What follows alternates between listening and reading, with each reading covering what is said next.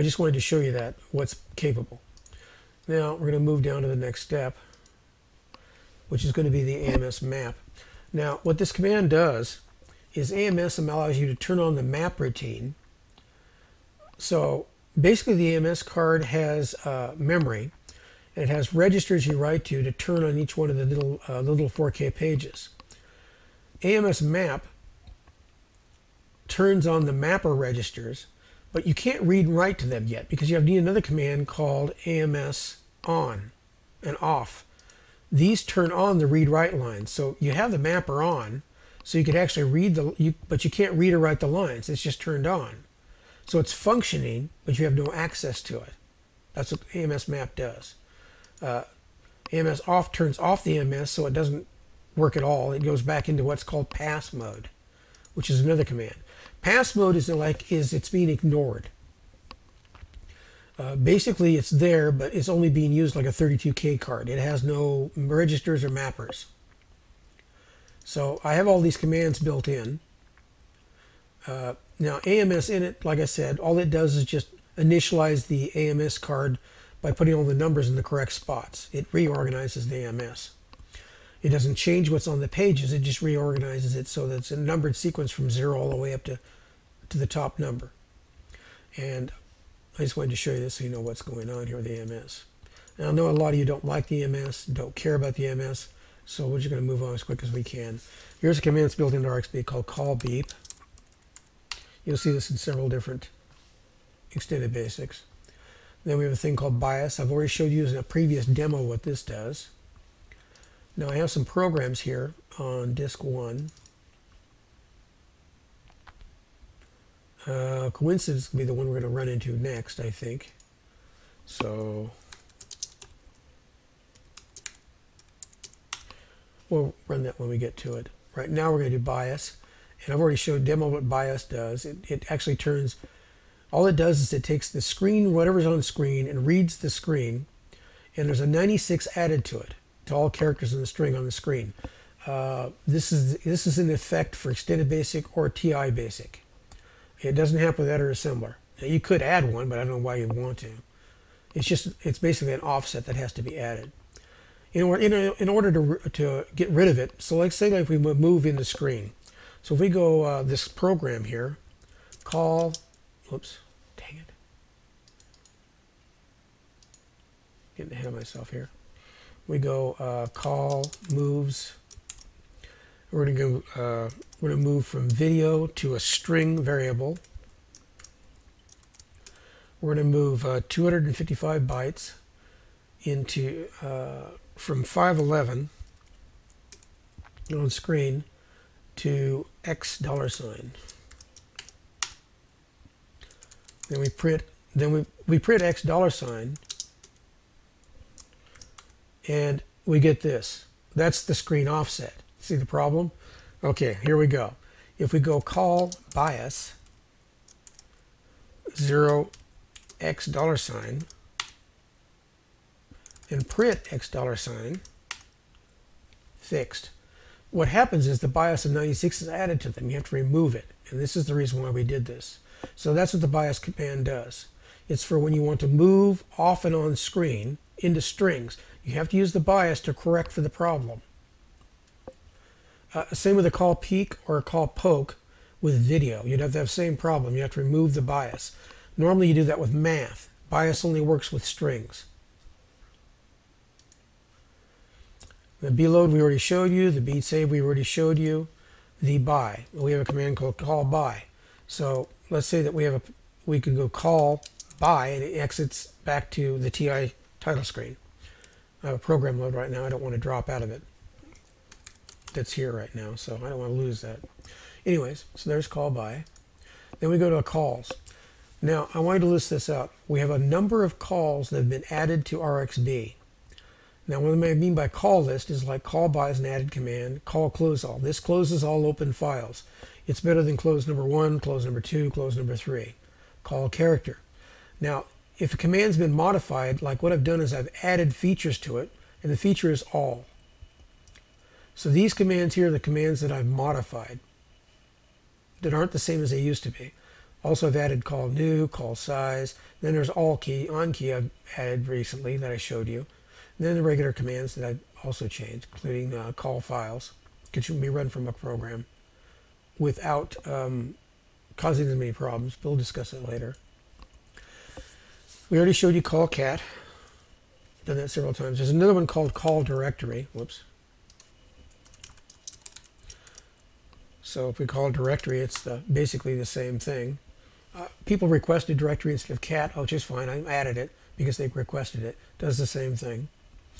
You can do things with call cat that a lot of people didn't realize. Like, it's almost intelligent in the way it works. Like if I say call cat, and the character, let's say character 49, it realizes that 49 is also the character for number 1. So call cat, I wrote it so that it sees 49 as the same thing, because there is no drive 49. So what it does is instead is it says, oh, that's got to be a character. So it looks at that and sees that character. It'd be the same thing if we said 65, and it looks for a drive 65, which would be A, uppercase. Other features are like you can put it in a string. Call cat handles strings. The number would be like n equals 4. It'll do it. 67, that's what I just showed you right here. That's right there, what I was talking about. And you can do path names like call cat. And we could say something like SCS 1 period volume period sub volume period. I've gotten up to 7 deep on my SCSI card, so I know it works. And then you can do a catalog like that. We've got a next one down here is that we can do call cat of more than one drive. Like we can do this, call cat 1, 2, 3, 4, 5, 6, 7, 8, 9. And here we go. It'll catalog every drive. If you had a RAM disk with a whole bunch of drives on it, it would go through all those too. And you can stop it by hitting the space bar. Now any other key will abort it, or stop it, excuse me. In editor assembler, it'll abort it. So I just cataloged all the drives, 1 to 9. So I wanted to show you that. Call character. Now, call character, I've done a few demos with that in the last demo that I showed you. I don't think I have any demos for that here, so it doesn't really matter. So we'll move on to the next one.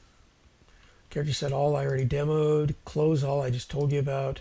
Coincidence, here we go. Now here's a little routine that I wrote. Now, the reason why I wrote this is this particular routine. Excuse me. I wanted to show you the difference between a call coincidence and normal extended basic. So we'll run normal extended basic. Now if you look here, you see the coincidences between the sprites, and you never see all 4 minus 1s. You see 3, but you'll never see 4.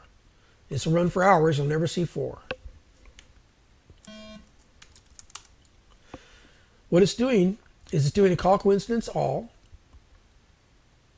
It's going to call coincidence number 1 and number 2, checking them. It's checking number 1 and 3, number 2 and 3, and it's putting it in A, B, C, and D.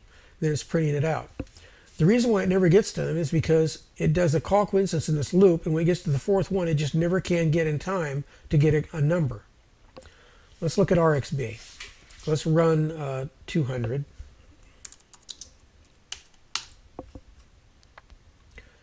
Now, it's doing the same thing as before, but there is a slight difference. It seems to be catching coincidence a little more often because, see that, all 4.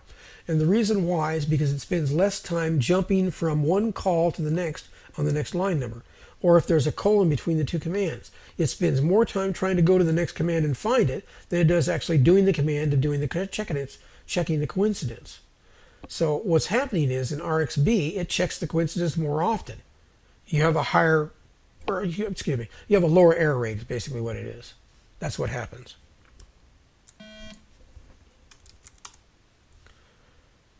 I looked at the problem and I tried to analyze it and see the best way to get around the problem.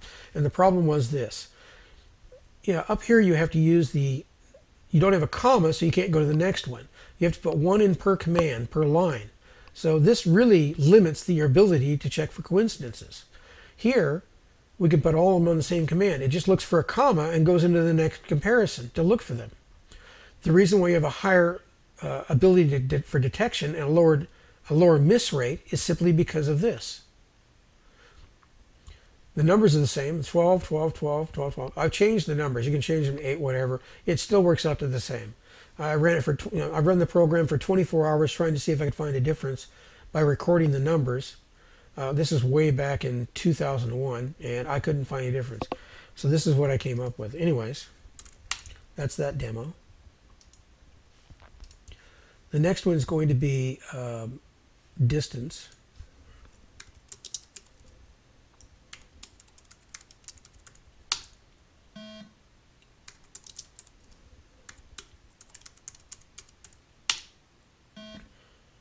Okay, what's the problem here?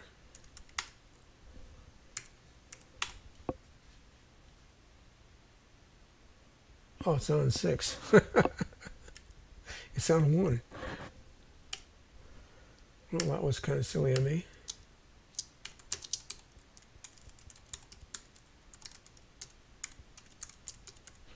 Sorry, guys. It's late, 3 in the morning. Okay, so this right here is color. I've already showed you a demo of that on a previous demo. Copy, which is the GKXB copy command for copying lines. And then cut directory I talked about. Delete, which you already know about, but it's been modified by GKXB in RXB. Directory I told you about. Distance. Let's run the distance right here, right now. Okay, we had the same problem with distance we had with coincidence when it came to sprites. What we're doing is we're doing the distances here. Now, I ran this program for 24 hours, collecting the information for the number of for the distance. You get the square of the distance between them is what you get. And if you keep adding those up and come up with numbers, taking the numbers and then adding them up, you get a value of what the difference is between the root of one and another one.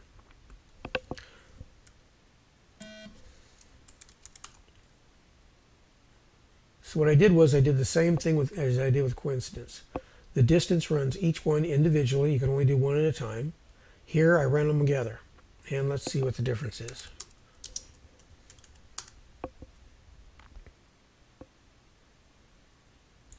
Overall, what you'll get is you'll get more numbers more often. In other words, each time it rotates through this, what you do is if you run the previous sample and run this one and do a counter to see how many times it ran in 24 hours, it will tell you how accurate it is by the one that runs the most often. Because obviously if it's running slower, you're not getting as good a response. So that's distance.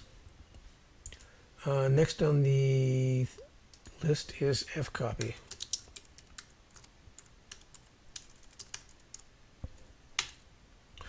Now, I don't know if you noticed this or not, but RXB manual is organized in letters of the alphabet. If a command starts with a D, it'll start with a D and then a number indicates how many pages there are. Like this is D3,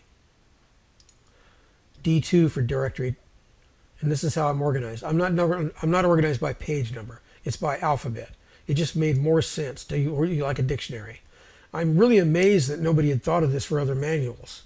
It seems so simple to do, because if you're looking for a command that starts with a D, then you would, honestly, you'd go look for a D, wouldn't you?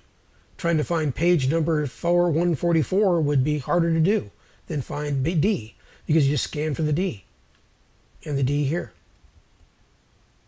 You can also search for it easier that way too. Like if you're going to search, you'd do a search for the find by putting in the D, D3. Be an easier way to find it. Anyways, that's what I did for the documents for this. That aside, let's go to the next one. Dupe character. This just duplicates one character to another character. I already showed a demo of that. Dupe color does the same thing but with colors. I added in the sprite tables here. You have extra sprite tables you can use.